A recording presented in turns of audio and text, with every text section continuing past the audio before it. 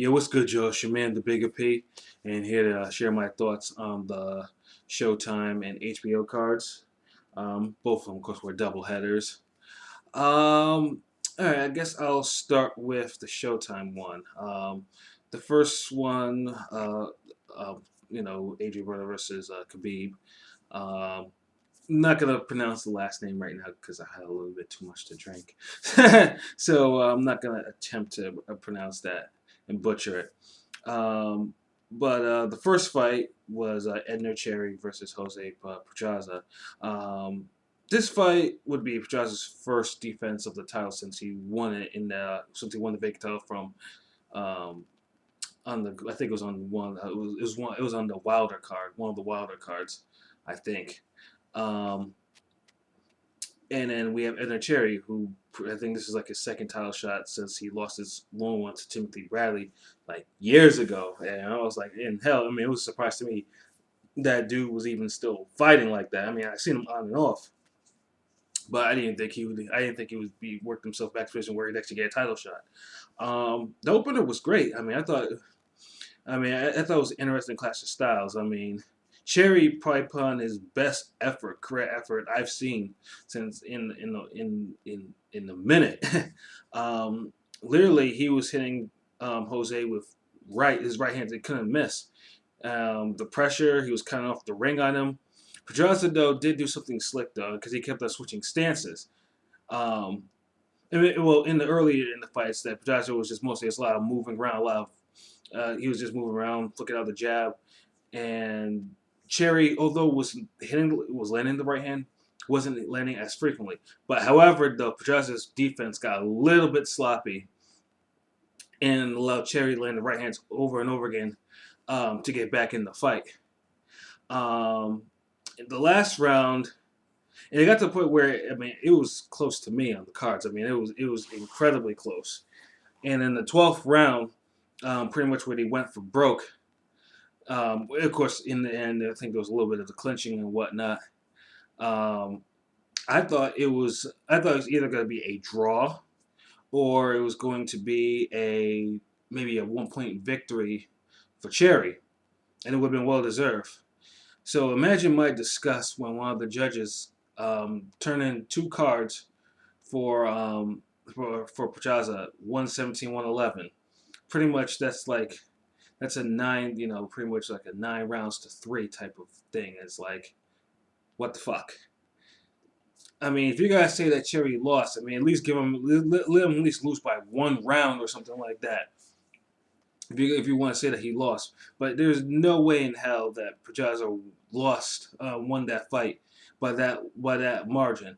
And then the other judge that gave the fight to Cherry, 116, 112, that was pretty. I mean that card isn't the greatest either, but it's more in line than 117, 111 for Pedraza. That's for sure.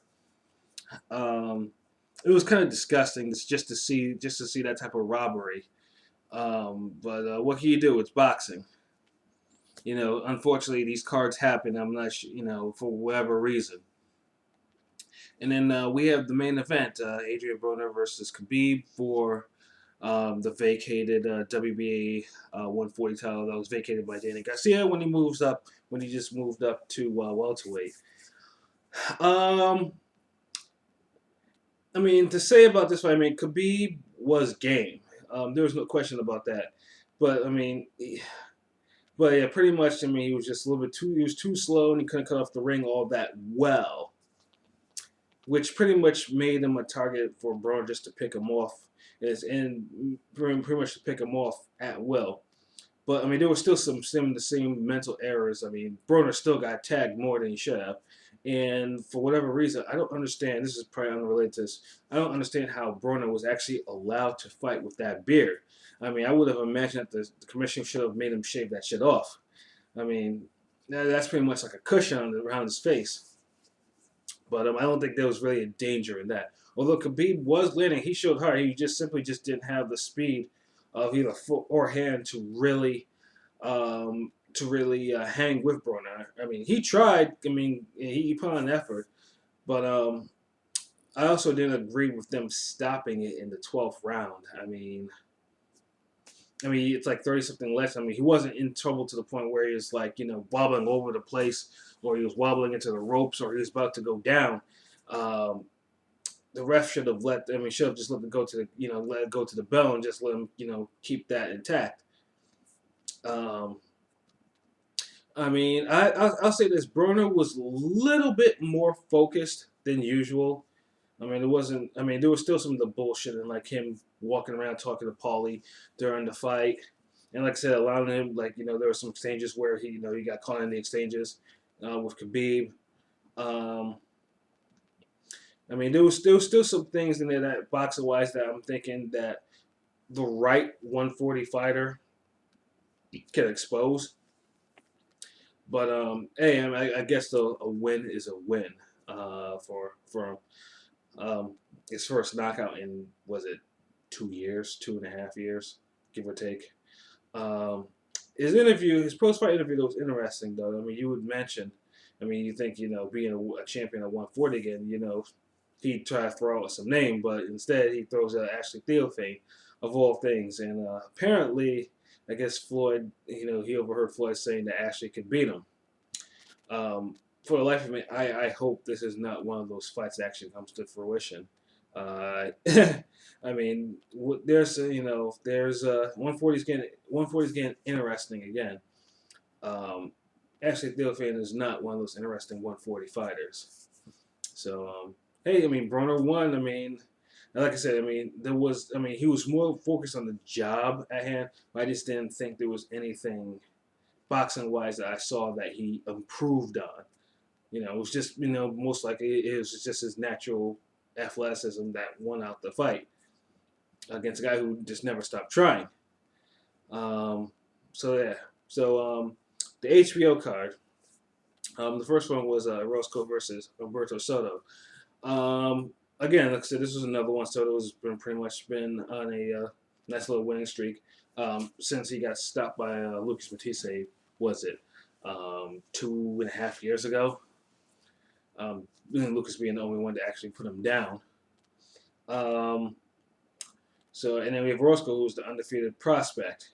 Now, beforehand I actually thought Roscoe would be too much for Soto, because I thought maybe just the age and the amount of I won't say damage, but Soto's been a lot of wars. I think he's very battle tested. I thought it would just been too much, but instead Soto put up probably his best performances in years. He was catching them off the counters, that left hook counters, right hands. Orozco pretty much got, I won't say a schooling, but he got a lesson tonight. Lesson that he can definitely improve on to improve some of his flaws. Although he did take some of the sales out of Soto, with some of the body punching he was landing, but he was just simply, literally he was a sitting duck for a lot of Soto's counters. Got to the point where he was actually shooting, he was throwing a couple of the low blows, which one of them eventually ended up in a point deduction. So I'm thinking to myself, I think it was like the 8th round, so I'm thinking to myself, man, all Soto has to do is just keep, pretty much if Soto can just stay on his feet for those 2 rounds, he'd probably win the fight. It was close too. I'm not saying it was a overwhelming type of fight, but it was a fight where Roscoe just didn't look, it didn't look great. It was a lesson, young lesson, old fighter. This was a lesson. And when the bell rang, I thought Soto had probably won the fight by a round, because of the point deduction. It was probably a round or two. And so imagine my surprise that he lost on all cards. Why? The cards were worse than the Cherry Pedraza cards. I was like, what the fuck? Pedraza literally just got a win for just being there, with how ridiculous those scores. It wasn't like they were like a point or two. They were like at least that he wasn't in the fight at all. And this was a point deduction. So it was just like, it was ridiculous to me. So yeah, it was a good fight. This one with bad judging. And then the main event was Lucas Matthysse versus Viktor Postol for the other vacated title of Danny Garcia, the WBC 140 title, which of course Then he went to welterweight. Now I had high hopes because I'm a fan of Lucas Matthysse. I thought this was his time. He was gonna take this belt and and then move forward to finally become a champion. Postol, make no mistake. I've never thought Postol was a bum in any fashion. Postol, I thought Postol was a good fighter. I saw the fights with Corley and Hank, and I know that the guy could fight. And then the Aiden fight, I was like, okay, the guy, does have power when he actually sits on it.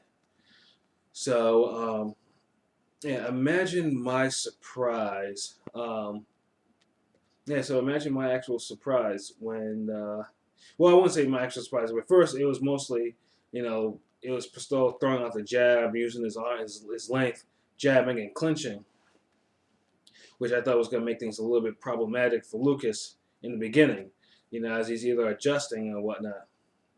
And then slowly in the mid rounds, after repeated warnings from Jack Reese for Postol, like he can't hold, and you can't, and because he's getting hit in the back of the head as he's holding, or on the side of the head, and it's because Lucas is trying to break free, and you can't do that. He can't. He's holding on because he's the one that's initiating it.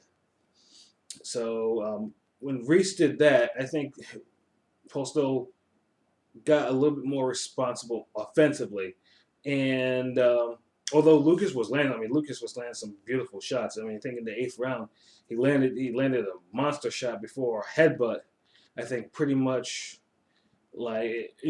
stopped the momentum, and then pretty much I think took the fight out of Lucas. And then after that, it was just more or less Postol doing what he was doing before. He reset, jab, clinch, and then was actually hitting him with some shots. There were a couple rounds he buckled Lucas, and then in the 10th round, the inevitable happened where Postol absolutely wobbles him with a right, hits him with a short inside right hand, and Lucas goes down on his knees. Now I'm thinking, okay, he's gonna get up because he didn't look all that bad. His nose was bleeding, but I think it was just a broken nose. But Lucas just kneeling there and just being counted out, that didn't sit well with me. He could have gotten up. Considering the other onslaughts that I've seen him actually absorb and take. The guy that fired back on Danny Garcia even after he got knocked down, after he got his eyes shut, that guy didn't exist tonight. I was disappointed. If he's going to lose, I at least want to lose where at least he was trying to put in the most amount of effort to actually win the fight. But I guess in the interview he was saying that he heard something in his eye, it popped, and it wasn't the eye. Because the eye, I think it was the right eye that got injured originally with it, and it looked fine to me. Well, of course I'm not a doctor, but still, I didn't think it was the best thing in the world to use it as a scapegoat. I wish the fight didn't end the way it did. I wanted Lucas to at least try to battle back. If you're gonna lose, at least lose on the cards. Don't just don't. I could say if it was a legit shot, it was a good shot, but I didn't think it was a shot that he's never been hit with plenty of times. So, but my hats off to Postol. Like I said, even after the warnings, he adjusted, and he started hitting Lucas with some shots, and he got him out of there. So, my hats off to him. If the Aiden fight was an indication that the guy was, he was something. He was not a bad fighter. The Lucas fight most certainly showed that he actually had something. He's a good fighter. So my hats off to him. He's the new junior welterweight champion of the world for WBC, and I'm sure they're probably gonna put him in the mix, to face someone like Crawford. Depending, of course, if he has a defense later this month. As for Lucas, I just don't know where he goes. He's in his 30s. He's 31, I believe, somewhere around there. And he just lost in this type of fashion. He's gonna. I mean, basically, he does make for fan-friendly fights. There's always going to be something for him, but I just don't know whether or not it's actually going to be at a high caliber level again, or if he's even going to get another title shot at level, or is he just go? I mean, it's hard to really see where he is right now. I mean, because he's now pretty much a long way from either getting a title shot or even me thinking that he can actually hang with a contender at 140 or if he goes to 147. So yeah, that's it. It's a setback. Hopefully maybe Lucas finds something. Maybe he just makes you know maybe a new trainer or something like that. Make him a little bit more. Mix up his boxing. Um, and hopefully he can come back. But we'll see. So yeah, I mean, pretty much those are my thoughts on those 4 fights. It was kind of annoying trying to watch both of them back to back. Um, the Lucas fight I had on on my TV, and then the Showtime card I had on my tablet on the left of me through my Fios TV app, which delivered a very steady HD quality stream. So I still saw every detail, no blurry, no regular web stream, none of that stuff. So, but hopefully they don't ever. It was kind of annoying, like I said, going back and forth trying to do this, trying to type what I was watching, type what I was looking at. So yeah, hopefully that doesn't happen again anytime soon. So yep, that's about it. So till next time. All right, peace.